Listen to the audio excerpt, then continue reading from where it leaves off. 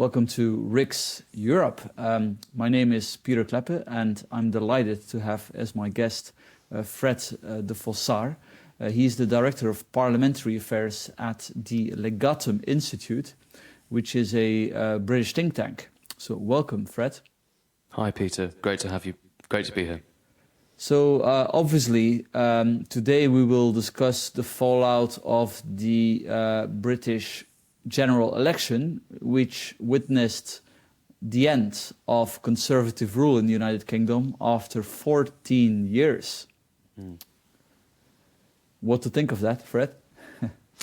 It's extraordinary. I think in many ways it's the most important general election in generations, and certainly in the 21st century, because we had in 2019 a Conservative Party elected with a massive majority on over 46% of the vote, something like that, under Boris Johnson's exciting populist manifesto of get Brexit done and break the deadlock and like change Britain in quite a vigorous and exciting way. And then less than 5 years later, that election victory, 80-seat majority in Parliament, has totally collapsed. And the Conservative Party has suffered its worst defeat in its existence as the Conservative Party. So we're talking the worst than 1997, worse than 1906, which was the last really bad defeat for the Conservative Party. And the Conservative Party has existed for nearly 200 years in its current form. So, I mean, it's extraordinary. They lost the seats that they gained for the first time ever in the 2019 general election. And they've also lost seats that they had held for decades, even over a century. So it's been quite a seismic shift, and the party is only still just coming to terms with what went wrong. And would you agree with what many people are saying, that this is really not a big victory for Labour, if you look at their voting share, even the number of seats, but it's more a defeat for the Tories to reform, basically? I know what you mean. So I think, first of all, any party winning over 400 seats in Parliament needs to be congratulated. Like, that is no mean feat. And you think about the way in which Sir Keir Starmer has transformed the Labour Party since the completely farcical, dysfunctional days of Jeremy Corbyn. Like, that is an impressive political feat in its own right. And I think it would be churlish and a bit bitter to say that this wasn't also an impressive Labour victory, because they have restored the party's reputation after years of it being a joke. However, the collapse of the Conservative Party is so remarkable. So the Labour has just won a massive majority, not their biggest majority, but a massive majority on 34% of the vote. The Conservative Party won a smaller majority on over 46% of the vote. In 2015, the Conservative Party won a minute majority on 36% of the vote. That's a sort of quirk of our voting system, of course. When a party collapses, another one is able to do very well by default. But to the collapse, the Conservative Party lost a huge number of votes to Reform UK, which is the sort of populist right party in Britain, the successor to the Brexit Party, which was the successor to UKIP, led by Nigel Farage. And Reform got millions of votes. They got 5 seats, and they've actually got a 6th now because a man called Jim Allister, a Northern Irish Protestant MP who was elected under the traditional Unionist Voice banner, has agreed to join Reform in Parliament. So Reform are now actually up to 6. And this has been an extraordinary moment for the right in Britain.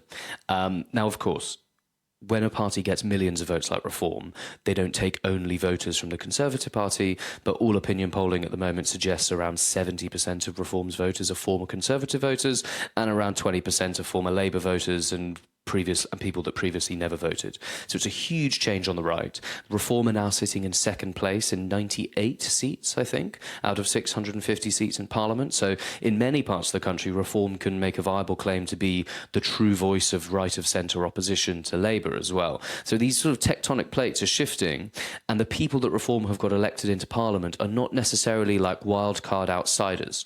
Often with unexpected victories, you get people who were never expected to be MPs, who turn up to sort of implode when they get into Parliament. We saw that with a number of Tory MPs elected in 2019, but also a number of Labour MPs elected unexpectedly in 2017. Of the 5 MPs Reform have elected, 4 are very, very experienced politicians. So obviously Nigel Farage himself, former MEP, long-time campaigner. Rupert Lowe, another former MP and long-time campaigner for Brexit. Richard Tice, former MEP and long-time campaigner. Lee Anderson, who has been a Tory MP for the last 4.5 years. And the only new boy is this guy called James McMurdoch, who is a former banker who won a very closely fought seat in Basildon in Essex, which actually went to 3 recounts. So it was a really, really tight fought contest with only 100 votes in the majority. So overall, Reform's quality of MPs is quite high. So it means that they will lead a very interesting, lead as a very interesting presence in Parliament. But on the other side of the spectrum, because it's not just about Reform, it's also about the Liberal Democrats. You might remember the Liberal Democrats as the sort of pro-EU till death, like die-hard Remainer party. And the Lib Dems have had an interesting history. In the 2000s, they were always steadily between 50 and 60 seats. Then, of course, they joined the coalition government in 2010. After their complicity in the government and their voters feeling betrayed by them, they were knocked right back down to a tiny number of MPs. And they've steadily built their way back. And now the Liberal Democrats have, I think, 60 or 70 MPs. And the interesting thing about the Lib Dems is they got fewer votes than Reform, but way more MPs because of the distribution of their votes around the country. So it puts the Conservative Party in a really interesting position where they've lost way more votes to the right, but more seats to the centre and the left because of the size of majorities and the location of the votes. Now, would you say that immigration and the massive increase in particularly immigration from outside of the EU, from Nigeria, from the Indian subcontinent, I mean, following a legislative change in 2019, specifically for, allowing students to, work more easily after they've graduated. I mean, would you say that immigration and this big post-COVID increase in immigration is to blame for the Conservative defeat? I think it's a large factor. There are many things that contributed to this, but the immigration thing should be considered part of a bigger one, which is keep your promises. The Conservative Party has stood on manifestos to restrict immigration since the 1970s. It has since then been the party that voters could always trust would have better control of immigration than the Labour Party. And so since Ted Heath's immigration reforms in the 70s, very, very sensible immigration policies led by Margaret Thatcher in the 80s, which continued into the 1990s with Michael Howard as Home Secretary, the Conservative Party was credibly the party of controlled immigration. Labour massively increased immigration in the 90s and early 2000s, and it was genuinely uncontrolled. It wasn't just free movement from the European Union, which also brought huge issues with it, particularly in the east coast of England, which coincidentally is where Reform are doing very, very well. But it was also things like chain migration from all over the world. So, asylum seekers, family members, more family members, dependents. And then the Conservative Party comes back into office in 2010 with a very clear promise to cut immigration to fewer than 100,000 people a year. That was not possible because we were in the European Union with free movement, obviously. So then in 2015, they maintain the promise, but say in order to keep the promise, we will renegotiate our membership of the European Union. And you might remember one of the key moments of that renegotiation was a focus on welfare state access for immigrants from Europe. So migration was always the top of this issue. And when we talked about take back control, the famous Vote Leave slogan, Boris Johnson always said we want to take back control of our laws, our borders and our money. Borders was a very, very important part of that. And it was a very, very important part of the British people's vote to leave the European Union. Then, of course, we are finally outside the European Union, get Brexit done election of 2019. And the party does promise to cut immigration. It doesn't put a number on it. It doesn't say 100,000, but it does promise to cut immigration. And then it decides to not just not cut immigration, but double it and possibly triple it some years. That's the extraordinary thing. That's the scale of the failure to meet the promise. And it's totally opposite. I think like 2 or 3 million people enter the UK, which is a country of like 60 million people. I mean, I think that's a gross amount. So some people left, I guess. But still, like, I mean, it's beyond belief. I mean, wherever you stand on immigration, right? I mean, indeed, and just think I about that. I don't think anybody supports this kind of like extreme influx of people, frankly, that are also coming from cultures that are simply further than the British European culture. I mean, that's a fact.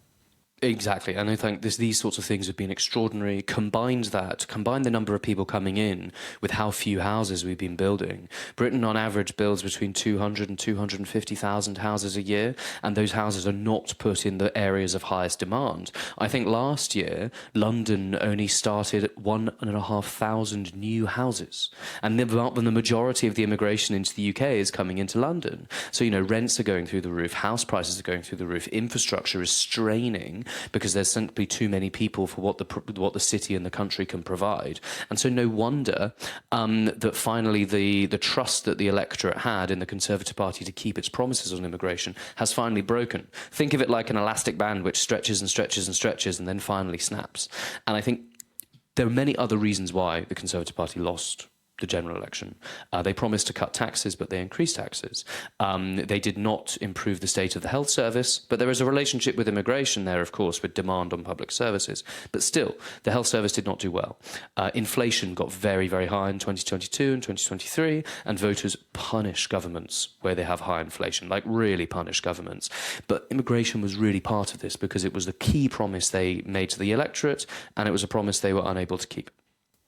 No, I found it interesting in the campaign, maybe to conclude, is that Nigel Farage mentioned that he and his party supports a continental-style healthcare system for the UK with a larger role for the private sector. Do you think there's any remote chance that Labour will implement this or parts of this? I mean, given that maybe there may not be any other financial option if you look at the state of the NHS at the moment. Look, this is a very, very interesting issue. The new Health Secretary, Wes Streeting, has been quite iconoclastic from a Labour point of view about the health service. He has just been speaking at a conference held by the Tony Blair Institute today, and he was asked repeatedly by a journalist about payments in the health service. When I mean payments, I mean private payments. Just to remind your listeners that the NHS at the moment is entirely paid for by the taxpayer. And Wes Streeting said he wasn't going to rule out the introduction of co-payments and private payments in the healthcare system, and he has claimed that his mantra in the Department of Health now is that the NHS is broken and therefore we need to find ways of fixing it. And maybe he's realised that the way to fix it is not just do more of the same. Like the big slogan in 2016 for Vote Leave, obviously, was we give £350 million a week to the European Union, let's give that to the NHS instead. Guess what? The Conservative Party did give that to the NHS instead, and they gave more than that to the NHS instead, and the NHS didn't get better because they were putting the money into the wrong places. They were mainly putting money into salaries, into just keeping a sort of relatively unproductive pool of workers in the NHS to sort of patch the health service together to avoid collapse, instead of putting money into the things which generate much better long-term productivity improvements, like newer technologies, new machinery, better use of data. So maybe we'll see some changes thanks to Wes Streeting. I don't know whether Reform UK MPs will start campaigning on their healthcare plans. I think they will mainly focus on immigration and maybe net zero, but the health service will be very interesting because it looks like the penny is dropping, and maybe it's a Nixon goes to China issue. The Conservative Party was so terrified of being attacked by Labour on the NHS for their entire time in office, because Labour set up the NHS, Labour act like the NHS is their best achievement ever, and the Tory Party were always a bit scared. There have been really bad strikes. Doctors have been on strike, nurses have been on strike, junior doctors have been on strike time and time again. So maybe Labour has a better ability, because they own the NHS politically, to reform it. But let's see. I doubt we'll see a European-style insurance system come in anytime soon. But I think the public are starting to wake up. After all, the amount of money the British people are paying out of their own pockets privately for healthcare in this country is at record levels. That's a sign of the dysfunction of the NHS, of course, that instead of waiting 18 months for operations, British people are now going privately. Now, at the moment, that's seen as a failure of public policy. And I suppose it is, because if we have an NHS, it's meant to look after us, and it's clearly not looking after us via our tax payments, so people are paying for things privately. But I assume mood is starting to shift, and with more and more junior doctors saying they're going to leave the NHS for more intelligently run healthcare systems like the Australian one or the New Zealand one, or not the Canadian one, actually. The Canadian one is just as bad as ours. But definitely Australia and New Zealand, maybe this attitude and this changing attitude is going to filter through. And you mentioned net zero. Is Labour going to have to conclude that net zero is completely impossible and introduce the big U-turn on that? Well, it won't be for a while yet. One of the things that this Labour government is ideologically, philosophically and morally committed to is net zero. They have rode back on loads of their promises on issues, whether it's cultural issues, social issues, tax and spending issues, but not on net zero. They have decided they have a plan to have a zero carbon grid by 2030. I don't think that's remotely possible. I don't think anyone thinks that's remotely possible. The things you would have to do to develop that would be utterly extraordinary, and I just don't see it happening. But of course, they are committed to this as a sort of moral purpose mission. They have put Ed Miliband as Energy Secretary, who was involved with Labour's climate change policies in the late 2000s. These are the climate change policies which have led to net zero, which the previous Conservative administration then gold-plated. But this is very much part of their legacy, and it will mean that they're going to take an approach which isn't necessarily about innovation, new technologies, nuclear power, small modular reactors. It's going to be big on renewables, very, very big on renewables, which should be a great concern because loads of the fundamental questions about the economics of renewable energy have still not been solved, particularly with the increasing demands for subsidy from the renewable energy sector. Look at the share price of Ørsted since subsidies have been eased off. These are organisations which aren't doing very well on their own without subsidy. So this is going to be quite a nightmare. And we assume we'll see them go further on bans on combustion engines and cars and all that sort of stuff. And they're just going to start imposing heavy costs on consumers and on the voting public. Right now, net zero remains popular as a superficial issue. So obviously, when asked by opinion polling, the public always say, yes, of course, we support net zero, because we don't like climate change, whatever, we understand that. But when you try and dig into the issues and work out, well, what will the public pay? How will they change their habits? What will they actually do to get there? What personal sacrifices will they do? And you realise a very different picture. And for the time being, throughout the 2010s, we've been able to kind of coast along without really biting the public on this. Yes, our energy bills got more expensive, but overall living standards gradually crept up. And yes, we lost some manufacturing jobs, but in most cases, the services jobs were able to accommodate it and everything. But I do think that the reality since the invasion of Ukraine will change this, and we'll see more stories like British steelworks being unable to keep going because of their energy costs being so high, and then the pain will start biting. But I don't know whether that'll be enough to force a U-turn on Labour, because, as I said, they are very committed to this mission. Well, maybe the bond vigilantes, bond investors dumping British government paper may be a factor at some point, as they were with Liz Truss. So, well, thank you very much, Fred de Fossard. Thank you, Peter.